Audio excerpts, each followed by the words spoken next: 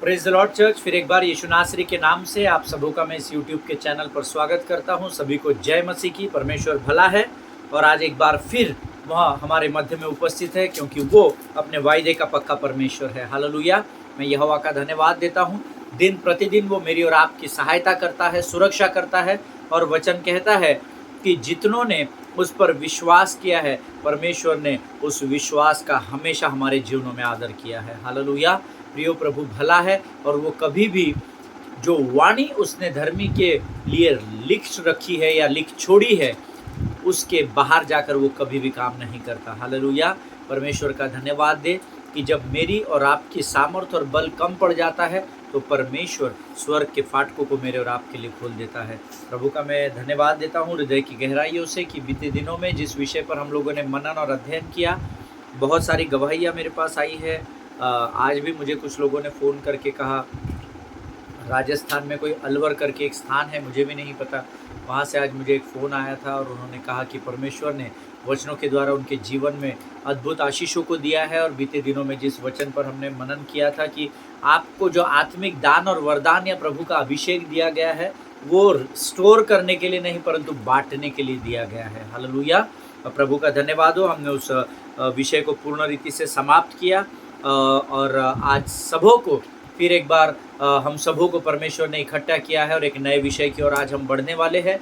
और इससे पहले कि हम आज एक नए विषय को शुरू करें, मैं चाहता हूं कि इस समय हम अपने अपने पवित्र शास्त्र निकाल लें और प्रभु के वचनों से है हम कुछ बातों को पढ़ेंगे और उसे समझने का प्रयत्न थोड़े शब्दों में हम करेंगे। आमीन। सो मेरा विश्वास है आप लोगों के पवित्र शास्त्र ज़रूर इस समय आपके सामने रखे हुए हैं और इस समय मैं आपसे विनती करता हूं कि अपने अपने पवित्र शास्त्र निकाल ले। और आज हमने जो पढ़ने के लिए वचन चुने हैं वो है भजन संहिता, उसका 3रा अध्याय और उसके पहले 4 वचन हम पढ़ेंगे। Psalms chapter 3 verse 1 to 4। भजन संहिता उसका 3रा अध्याय, उसके 1, 2, 3 और 4 वचनों को हम पढ़ेंगे। वचन कहता है, हे यहोवा, मेरे सताने वाले कितने बढ़ गए हैं, वे जो मेरे विरुद्ध उठते हैं बहुत है। बहुत से मेरे प्राण के विषय में कहते हैं कि उसका बचाव परमेश्वर की ओर से नहीं हो सकता।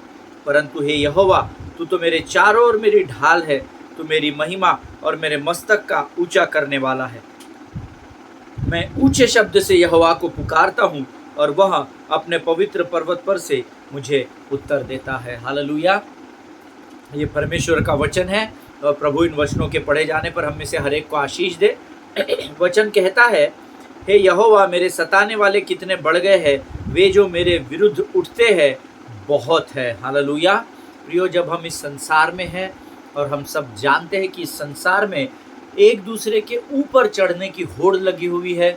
हर व्यक्ति चाहता है कि वो एक प्रतिष्ठित कहलाए, वो धनी बन जाए और उसका एक अपना स्थान होने पाए, लोग उसे जानने वाले होने पाए। और इस होड़ में, इस संसार की अभिलाषाओं में हर एक व्यक्ति दूसरे व्यक्ति को खींचने लग रहा है, नीचे खींच रहा है। और ऐसा करते करते वचन कहता है, वचन हमें बताता है, दाऊद का यहाँ भजन हमें बताता है कि हे यहोवा, मेरे सताने वाले कितने बढ़ गए हैं, वे जो मेरे विरुद्ध उठते हैं बहुत है। और आज जो भजन का लिखने वाला दाऊद है, उसने जिस वचन को लिखा है, ये वचन बहुत हद तक मेरे और आपके जीवन में भी लागू होता है। हालेलुया। आज आपके भी सताने वाले आपके चारों ओर शत्रु के रूप में हैं और आपके विरोध भी बहुत आवाज़ें उठती है, बहुत लोग आपके पीछे आपके विरोध में बातें करते हैं। दूसरा वचन तो उससे और भी आगे बताता है कि बहुत से मेरे प्राण के विषय में कहते हैं कि इसका बचाव परमेश्वर की ओर से नहीं हो सकता। हालेलुया। मेरा विश्वास है आज ये और मेरी और आपकी भी परिस्थिति ऐसे ही है दाऊद की नहीं, कि आज बहुत सारे लोग जब हमारे जीवनों को देखते हैं और गलत बातों को सुनकर जब हमारे विरुद्ध न्याय करने खड़े होते हैं, तो वो भी कई बार कहते हैं कि ये व्यक्ति अभी इस दशा में ही पड़ा रहेगा, इसका प्राण जाने पर है, इसको अभी इसका परमेश्वर यहोवा भी बचा नहीं सकता है। और मुझे पता नहीं आप लोगों ने ऐसा सुना है कि नहीं, मैंने कई बार सुना है, पर यहोवा का धन्यवाद हो, वो विश्वास योग्य परमेश्वर है। हालेलुया। 3रा वचन कहता है, चाहे मेरे सताने वाले मेरे विरोध में कितने भी बढ़ गए, मेरे विरोध में कितनी भी बड़ी फौज खड़ी हो जाए, मेरे प्राण के विषय में कितने भी लोग कहे कि इसका बचाव परमेश्वर की ओर से नहीं होता है, परंतु परमेश्वर का वायदा देखिए 3रे वचन में क्या कहता है, परंतु हे यहोवा, तू तो मेरे चारों ओर मेरी ढाल है, तू मेरी महिमा और मेरे मस्तक को ऊंचा करने वाला परमेश्वर है। हालेलुया। प्रियो, ये परमेश्वर का आपसे वायदा है। जब संसार आपके विरोध में खड़ा होता है, संसार के मुख आपके विरोध में बकबक करने लगते हैं या कुड़कुड़ाहट करने लगते हैं, उस भयंकर परिस्थिति में जब आप बिना हार माने विश्वास की ढाल को लेकर स्थिर खड़े हो जाते हैं, वचन के आधार पर खड़े हो जाते हैं, तब वचन आपसे वायदा करता है कि यहोवा आपके चारों ओर आपकी ढाल बनकर खड़ा होता है। और हम सब जानते हैं, ढाल से मनुष्य को मारा नहीं जाता है, लेकिन ढाल से अपना बचाव किया जाता है ना। हम अपने आप को डिफेंड करते हैं ढाल से। आमीन। काटा पीटा किससे जाता है? जब हम युद्ध में होते हैं, हम तलवार से सामने वाले का प्राण लेते हैं। आमीन। पर हम ढाल से क्या करते हैं? हमारे ऊपर आने वाले हर एक विरोधी की बल का और उसके प्रयोग का हम सामना करते हैं। आमीन। इसीलिए वचन कहता है कि परमेश्वर आपके चारों ओर आपकी ढाल बना हुआ है। इसका अर्थ ये है कि आपके विरोध में सताने वाले आएंगे, आज कम है कल और बढ़ेंगे। आपके विरोध में आज 50 मुख खुले हुए हैं, कल 5000 भी खुलेंगे। लेकिन अगर आप यहोवा की वाणी में स्थिर बने रहेंगे तो यहोवा ढाल बनकर आपकी सुरक्षा करेगा। हालेलुया। और आपके महिमा को और आपके मस्तक को वो ऊंचा करेगा। आपको वो झुकने नहीं देगा, आपको वो गिरने नहीं देगा, आपका मुख वो कभी भी काला नहीं होने देगा। हालेलुया। और चौथा वचन कहता है, मैं ऊंचे शब्द से यहोवा को पुकारता हूँ और वह अपने पवित्र पर्वत पर से मुझे उत्तर देता है। हालेलुया। अब एक वचन को आप अंडरलाइन करें, मैं ऊंचे शब्द से यहोवा को पुकारता हूँ। हालेलुया। कई लोगों को हमने देखा है, मन के मन में प्रार्थना, मन के मन में स्तुति, मन के मन में आराधना संभव ही नहीं है। हालेलुया। आराधना तो चलो एक बार आप आराधना तो मन में भी कर सकते हैं, पर स्तुति और प्रार्थना मन में करना संभव ही नहीं है। क्योंकि स्तुति करना अर्थात परमेश्वर का गुणानुवाद करना, उसके गुणों का वर्णन करना।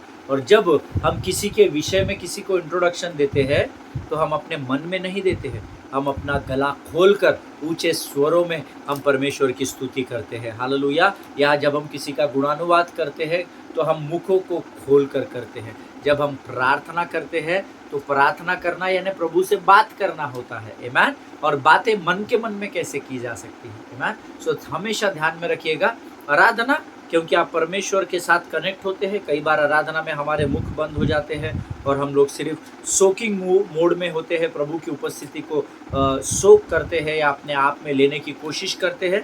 आराधना होती है मन में कई बार, लेकिन स्तुति और प्रार्थना के लिए मुखों को खोलना कंपलसरी होता है। और यहाँ पर वचन कहता है, मैं ऊंचे शब्द से यहोवा को पुकारता हूँ और वह पवित्र पर्वत पर से मुझे उत्तर देता है। आप ऊंचे शब्द से यहोवा को इसलिए नहीं पुकारते क्योंकि वो बहरा है, सुन नहीं सकता है, क्योंकि हम सब जानते हैं कि परमेश्वर कोई पेड़ पौधा मूर्त या पत्थर नहीं है। हालेलुया। वो मुर्दों में से जी उठा है। हम ऊंचे शब्द से इसलिए पुकारते हैं क्योंकि वैसे करने की परमेश्वर ने हमें आज्ञा दी है। हालेलुया। ये परमेश्वर का वचन है। और प्रभु करे कि जो बातें मैंने आपको बताई है, परमेश्वर इन बातों के द्वारा आपसे बातचीत करे, आपकी स्मरण शक्ति को मजबूत करे और ये बातें जीवन के अंत तक आपके साथ बनी रहे। हालेलुया। आइए प्रियो, इस समय हम अपनी आंखों को बंद करेंगे। आज से हम एक नए विषय को शुरू कर रहे हैं और हम सब मिलकर आज प्रभु से एक ताज़ा मन्ना प्राप्त करने जा रहे हैं। लेकिन उससे पहले कि हम प्रभु से आशीषों को प्राप्त करें, हम अपनी आंखों को बंद करेंगे, अपने सिरों को झुकाएंगे और अपने आप को नम्र और दीन करेंगे। आइए हम दुआ करें।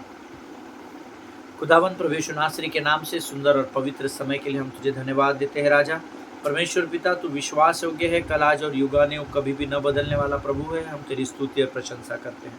प्रभु जी, इस समय हम प्रार्थना करते हैं उन तमाम लोगों के लिए जिनकी प्रार्थना की विनतियाँ हम तक पहुँचाई गई है। राजा, उनमें से हर एक को आशीष दे और तेरी इच्छा और तेरी योजनाओं को उनके जीवन में पूर्ण कर, ताकि तेरी महिमा उनके जीवन में प्रकट होने पाए। राजा प्रभु, हम धन्यवाद देते हैं और प्रार्थना करते हैं उन तमाम लोगों के लिए जिन्होंने आज हमें अपनी प्रार्थनाओं में स्मरण किया है। राजा प्रभु, तू ऐसी ही आशीष उनके जीवन पर लगातार बनाए रख। राजा ताकि बोझ के साथ वो लोगों के लिए प्रार्थना कर सके, और इसके बदले की आशीष तू अपने स्वर्ग के फाटकों को खोलकर उनके जीवन पर अपरंपार तरीके से उंडेल राजा। उनके घर में कभी भी खत्ते सूखने न पाए प्रभु जी। परमेश्वर पिता, ये ऐसे ही कलीसिया के लिए लवलीन होकर प्रार्थना करते रहे, इसके लिए तू इन्हें सामर्थ और बल से भर राजा।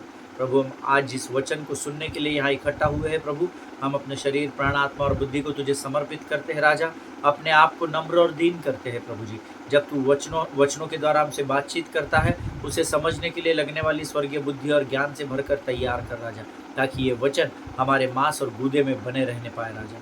संपूर्ण समय आपको समर्पित करते हैं, अपने आप को यीशु मसीह के लहू में डुबोते हैं, और इस विनती को धन्यवाद के साथ हमारे उद्धारकर्ता यीशु नासरी के मीठे और पवित्र नाम में धन्यवाद के साथ मांगते हैं। सुनिए और बड़ी दया से ग्रहण कीजिए। आमीन, आमीन, हालेलुया। फिर एक बार यीशु नासरी के नाम से इस चैनल पर मैं आप सबों का स्वागत करता हूं, आपकी विश्वास योग्यता के लिए, जो आप लगातार यहां पर आते हैं, वचनों को सुनते हैं, और कई गवाहियां आपके जीवन में परमेश्वर दे रहा है, इसलिए मैं यहोवा का भी धन्यवाद करता हूं। प्रियो, प्रभु का धन्यवाद हो, क्योंकि आज वह फिर एक बार भेद की बातों को बताने के लिए मेरे और आपके मध्य में उपस्थित है। आज हम एक बहुत ही कॉमन सब्जेक्ट को अध्ययन करने जा रहे हैं, पर परमेश्वर ने कुछ बातें जो मुझ पर प्रकट की है जब मैं इस विषय पर अध्ययन मनन कर रहा था, जब मैं बहुत सारे प्रचारकों को इस विषय में सुन रहा था। मैंने इस विषय के लिए कुछ बुक्स भी पढ़े, कुछ जर्नल्स पढ़े, कुछ डॉक्यूमेंट्रीज देखी, और तब कहीं जाकर सब निचोड़ निकाल कर जब मैं प्रभु के सामने प्रार्थना करने बैठता हूं, तो प्रभु मुझे बहुत सारी बातों को बता रहा है इन दिनों में। और आज जिस विषय को हम शुरू करने वाले हैं, ये बहुत ही कॉमन विषय है, और ये हमारे जीवन का रोज का भाग का विषय है। हालेलुया। आज हम प्रार्थना के विषय में प्रभु से भेद की बातों को जानने का प्रयत्न करेंगे। मैंने प्रार्थना के विषय में इसके पहले भी पिछले वर्ष में YouTube पर एक सीरीज प्रचार किया था, लेकिन इस समय जब मैं इस अध्ययन को करने बैठा तो परमेश्वर ने मुझे बहुत सारी भेद की बातें प्रकट की है, जो मैं आपके साथ बांटना चाहता हूं। और इस विषय को जो शीर्षक मैंने दिया है वो है कॉन्टैक्टिंग हेवन थ्रू प्रेयर्स, प्रार्थना के द्वारा स्वर्ग से संपर्क करना। हालेलुया। प्रार्थना के द्वारा स्वर्ग से संपर्क करना। कई लोगों को मैंने ये प्रचार करते हुए सुना है, स्तुति और आराधना के द्वारा हम स्वर्ग से संपर्क कर सकते हैं। तो मेरा अध्ययन ये कहता है, मेरा आराधना का या स्तुति करने का 17 वर्ष का अनुभव ये कहता है कि स्तुति और आराधना के द्वारा आप स्वर्ग से संपर्क नहीं करते, स्तुति और आराधना के द्वारा आप स्वर्ग को ही पृथ्वी पर लेकर आ जाते हैं। हालेलुया। ये समय है जब हम प्रार्थना के विषय में कुछ बातों को सीखेंगे। हम सब जानते हैं प्रार्थना करना मतलब और कुछ नहीं, परंतु प्रार्थना करना मतलब परमेश्वर से बातें करना होता है। हालेलुया। आज हम इसी विषय पर, आज से हम एक नए विषय को, इस विषय को अध्ययन करेंगे, और आज इसको हम थोड़ा सा अलग तरीके से सीखने और समझने का प्रयत्न करेंगे। हालेलुया। ये वो विषय है जो हर उद्धार पाए हुए, जो हर व्यक्ति अपने आप को धर्मी कहता है, उसके हर एक के जीवन में ये विषय रोज का विषय है। हालेलुया। मेरा ऐसा विश्वास है, जो लोग आप ये विषय सुन रहे हैं, आप रोज प्रार्थना करने वाली जाति है। हालेलुया। मुझे नहीं लगता कि आपके जीवन में कोई भी एक ऐसा दिन होगा जब आप बिना प्रार्थना किए हुए सोते होंगे या बिना प्रार्थना किए हुए जागते होंगे। हालेलुया। क्योंकि प्रार्थना परमेश्वर से बातें करना होता है। हालेलुया। और जब मैं इस पर मनन और अध्ययन कर रहा था और पवित्र शास्त्र में इस विषय को नए तरीके से सीखने की कोशिश कर रहा था, प्रभु से लगातार प्रार्थना कर रहा था, तो प्रभु ने मेरे कई बार मैंने इस पर प्रचार सुना है, जो प्रभु ने हमें प्रार्थना किस रीति से करनी चाहिए इस विषय में सिखाया है। हमारे पिता तू जो आसमान में है। कई लोगों को मैंने प्रार्थना का वो भाग प्रचार करते हुए सुना है। कई लोग अलग अलग प्रकार से भी प्रचार करता हुआ मैंने सुना है। पर जब मैं इसको मनन और अध्ययन कर रहा था, प्रभु ने मुझे एक छोटे से पुस्तक की ओर ध्यान दिलाया, और मैंने जब उसका मनन और अध्ययन किया तो प्रभु ने मुझे कहा, मैं चाहता हूँ कि तू इस पुस्तक के आधार पर लोगों को प्रार्थना के महत्व को सिखाना। हालेलुया। कि कैसे प्रार्थना के द्वारा वे मेरे राज्य के साथ सीधे संपर्क कर सकते हैं। हालेलुया। आमीन।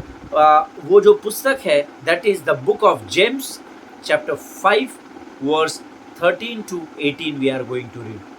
Let us open our Bible to the book of James chapter 5 verses 13, 14, 15, 16, 17, 18. Amen.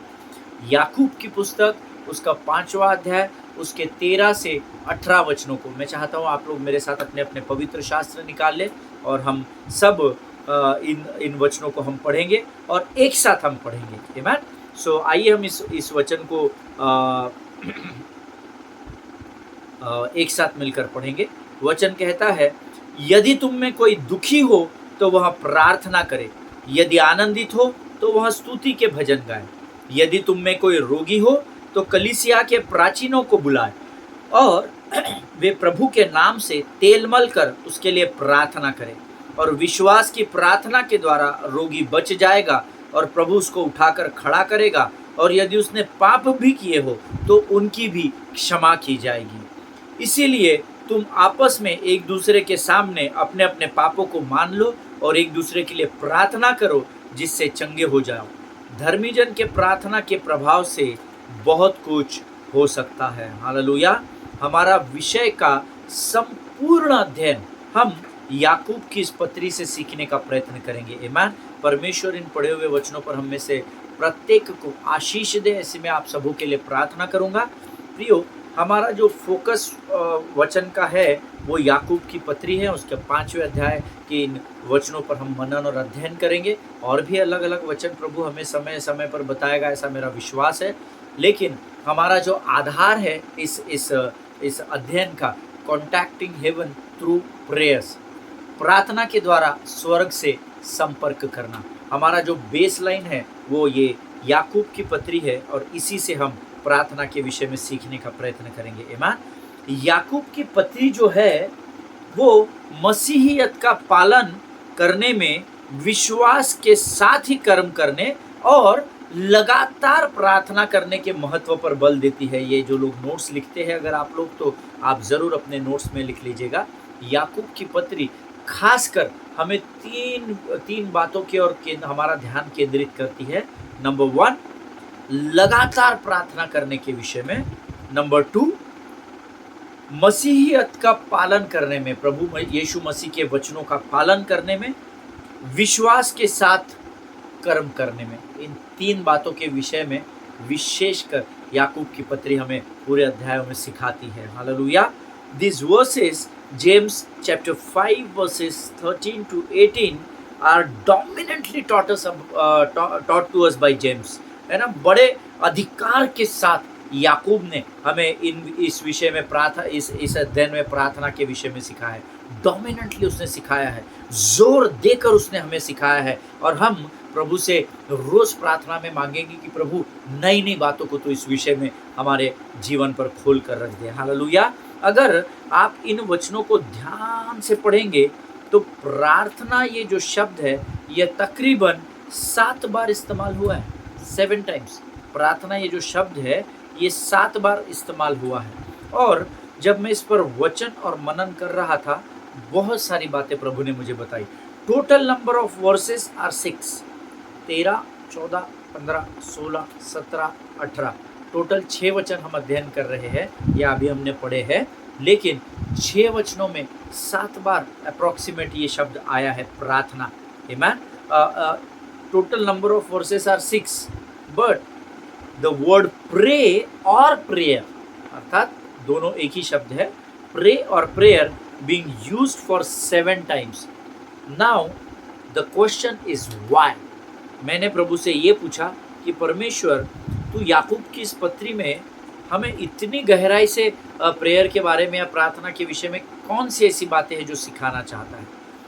एक बात आप अपने जीवन भर स्मरण में रखना, prayer should not be an event in your life. आमीन। Don't use prayer as an event, but it should be your lifestyle, daily lifestyle in fact. Hallelujah.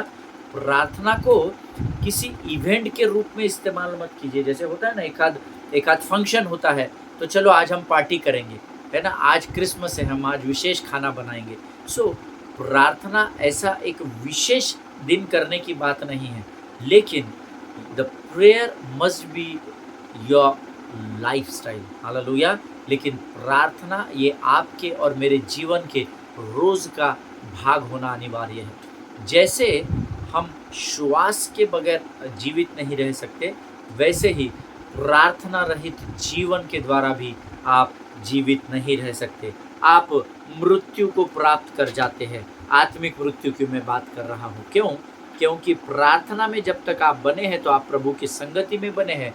जब आपका जीवन प्रार्थना से रहित हो जाता है तो आप परमेश्वर की संगति से दूर हो जाते हैं, और परमेश्वर की संगति से बाहर होना अर्थात पाप में पड़ना, और पाप अंधकार में लेके जाएगा, अंधकार मृत्यु में ढकेल देगा। हालेलुया। इसीलिए प्रार्थना, always remember that prayer is not an event but prayer must be your lifestyle. Hallelujah. इस बात को हमेशा ध्यान में रखिएगा। सबसे पहले मैं आपको पवित्र शास्त्र की इस अध्ययन की शुरुआत में एक भेद की बात को बताना चाहता हूँ। आमीन। अक्सर सारा संसार परमेश्वर की योजना और उसकी इच्छा के विषय में सिखाता है ना, कि परमेश्वर की योजना हमारे मैं खुद सिखाता हूँ परमेश्वर की योजनाएं हमारे जीवन में क्या है, परमेश्वर की इच्छाएं हमारे जीवन में क्या है। गतसमनी के बाग में यीशु मसीह ने प्रार्थना करते समय स्वयं बोला कि हे प्रभु, हो सके तो यह कटोरा तो मुझसे दूर कर दे, वरन मेरी नहीं परंतु तेरी इच्छा मेरे जीवन में पूर्ण हो। हालेलुया। सो सारा संसार परमेश्वर की योजना और उसकी इच्छा के जीवन के विषय में बताता है, और इन्हीं शब्दों पर हमने बहुत अलग अलग प्रकाशनों को कई अलग अलग परमेश्वर के महान और अद्भुत सेवकों के द्वारा सुना है। उदाहरणार्थ के उदाहरण की बातें अगर मैं आपको बताऊं तो जब मैं बहुत सारे सेवकों को इस विषय में सुन रहा था तो मैंने कुछ बातें उनके अध्ययन से सीखी और अपने डायरी में लिखी है। पहली बात, प्रभु की योजना धर्मी के जीवन में भलाई को लेकर आती है ना। इस विषय में हमने God's plans are always good for the believers, है ना। इस विषय पर कई लोग प्रचार करते हुए आपने भी सुना होगा, आपकी सेवकाई में मैंने भी कई बार सुना है। कई बार लोग कहते हैं प्रभु ने माता के गर्भ में रचे जाने से पहले हमारे जीवन की योजना को तैयार किया था। जो लोग लगातार इस YouTube के चैनल पर मेरे वचनों को सुनते हैं वो जानते हैं कि मैं इसको बहुत बार इस्तेमाल करता हूँ कि तेरे माता के गर्भ में रचे जाने से बहुत पहले परमेश्वर ने तुझ पर चित्त लगाया था, तेरे लिए योजनाओं को तैयार किया था। या फिर कई बार हम बोलते हैं कि प्रभु कभी भी अपनी योजनाओं को धर्मी के जीवन में बदलता नहीं है। आमीन। ये भी बात आपने कई बार सुनी होगी। कई बार लोग कहते हैं कि परमेश्वर की जो इच्छा है ना वो हमेशा धर्मी को आशीष देने की, और ये सच बात है, ये कोई झूठ नहीं है। आमीन। सो हमने इस विषय पर भी कई बार सुना है कि प्रभु की इच्छा हमेशा पर धर्मी को आशीषित रखने की ही है। या कई बार हमने सुना होगा परमेश्वर अपनी इच्छा को मनुष्य पर प्रकट करता है, परमेश्वर अपनी योजनाओं को भी मनुष्य के जीवन पर प्रकट करता है। हमने पुराने नियमों में कई स्थानों पर देखा है कि कैसे परमेश्वर ने दर्शन देकर उन्हें अपनी इच्छा और योजनाएं बताई। हालेलुया। और ऐसे बहुत सारी बातें हैं जो हम इस परमेश्वर की योजना और इच्छा के विषय में हम लोग सीख चुके हैं, या हम लोग सुनते हैं, या हम लोग सीख भी रहे होंगे इन दिनों में। आमीन। मुझे विश्वास है मैंने ये जो बातें आपको 4-5 उदाहरण दिए, आप ज़रूर मेरी बात से सहमत होंगे। प्रियो, एक बात हमेशा स्मरण रखिए, अपने नोट्स में लिख लीजिए, योजना से पहले इच्छा आती है। हालेलुया। जैसे वचन में लिखा है महिमा से पहले नम्रता आती है, वैसे ही याद रखिएगा योजना से पहले इच्छा आती है। ये पवित्र शास्त्र का वचन नहीं है, ये प्रभु ने मुझे बताया जो मैं आपके साथ बांट रहा हूँ कि योजना से पहले इच्छा आती है। हालेलुया। क्योंकि मनुष्य के मन में जब कोई इच्छा आती है और उस इच्छा को पूर्ण करने की लालसा उसको योजनाओं को बनाने के लिए प्रेरणा देती है। हालेलुया। जब मैं इस विषय पर मनन और अध्ययन कर रहा था तो प्रभु ने ये बात मुझे बड़े सटीक तरीके से बताई कि योजना से पहले इच्छा आती है। हालेलुया। फॉर एग्जाम्पल, कई बार हम गाड़ी लेने की इच्छा हमारे मन में आती है। जब हम दूसरों को देखते हैं, सबके पास 4 व्हीलर है, मेरे पास ये 2 व्हीलर है, तो एक इच्छा जागृत होती है। हम संसार में रहते हैं हमारी अभिलाषाएं कभी भी समाप्त न होने वाली है। ह्यूमन वांट्स आर अनलिमिटेड, हम सब जानते हैं। तो कई बार पहले क्या होता है, दूसरों की सुख सुविधाओं को देखकर हमारे मन में इच्छा जागृत होती है आमीन। और फिर जब मेरे मन में ये इच्छा आती है कि मुझे इस गाड़ी को परचेस करना है, तब उस गाड़ी को मैं कैसे खरीद सकता हूँ, इसकी योजनाओं को मैं बनाने लगता हूँ। हालेलुया। इस विषय पर जब मैं मनन कर रहा था, ऐसे कुछ प्रमाण प्रभु ने मेरे सामने लाए, जिसके आधार पर मैंने आपको यहाँ कहा कि योजना से पहले इच्छा आती है। हालेलुया। Always remember, God has a conditional will and God has unconditional will also. हालेलुया। प्रभु तेरी इच्छा हमारे जीवन में पूर्ण कर, तेरी इच्छा हम कई बार प्रार्थनाओं को करते हैं आमीन। But always remember, God has a conditional will and God has a unconditional will also. Hallelujah. जो लोग नोट्स लिखते हैं वो लिख सकते हैं। कंडीशनल विल का अर्थ होता है सशर्त इच्छा, और अनकंडीशनल विल होता है बिना शर्त के इच्छा। हालेलुया। कंडीशनल विल यानी प्रभु की इच्छा है, उसमें उसने कुछ कंडीशंस डाली है। अगर आप उस कंडीशंस पर खरे उतरेंगे तो वो अपनी इच्छा को आपके जीवन में पूर्ण होता हुआ आपको दिखाएगा।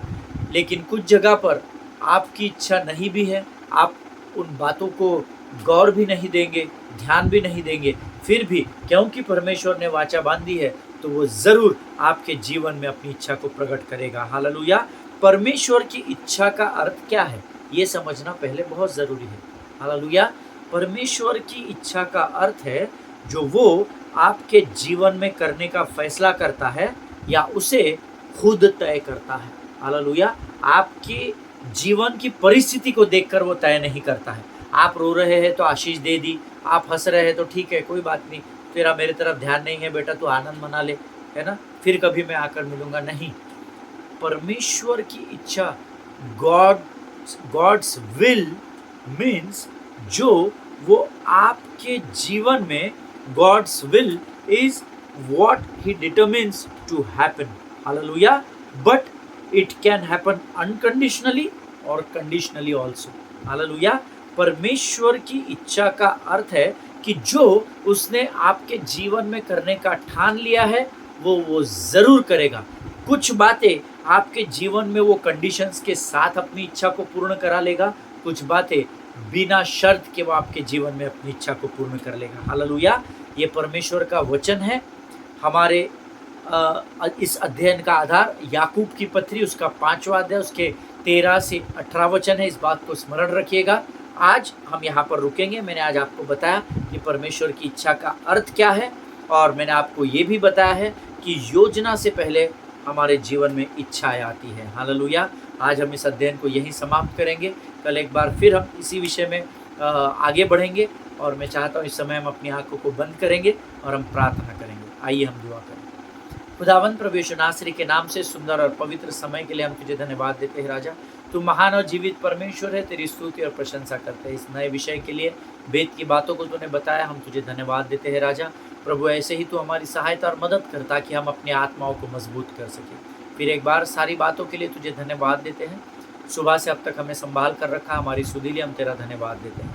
अपने आप को यीशु मसीह के लहू में डुबोते हैं। रात को जब सोते हैं, मीठी और गहरी नींद दे, और स्वप्न और दर्शनों के द्वारा हमसे बातचीत कर। राजा, दाऊद के नाई हम भी बिछौने पर पड़े पड़े तुझे धन्यवाद दे सके और तेरा गुणानुवाद कर सके, ऐसी सामर्थ्य से भरकर तैयार कर। सारी बातों को तुझे समर्पित करते हैं, और इस विनती को धन्यवाद के साथ यीशु नासरी के नाम से मांगते हैं। सुन और बड़ी दया से ग्रहण कर। आमीन। हालेलुया। परमेश्वर आप सबों को इन वचनों के द्वारा आशीष दे। प्रियो, हम कल एक बार फिर मिलेंगे। तब तक स्वस्थ रहें, सुरक्षित रहें, एक दूसरे के लिए प्रार्थना करते रहें, और अपने पासबानों के लिए, उनके परिवारों के लिए ज़रूर प्रार्थना करें। आमीन। प्रभु आप सबों को आशीष दे। God bless you all.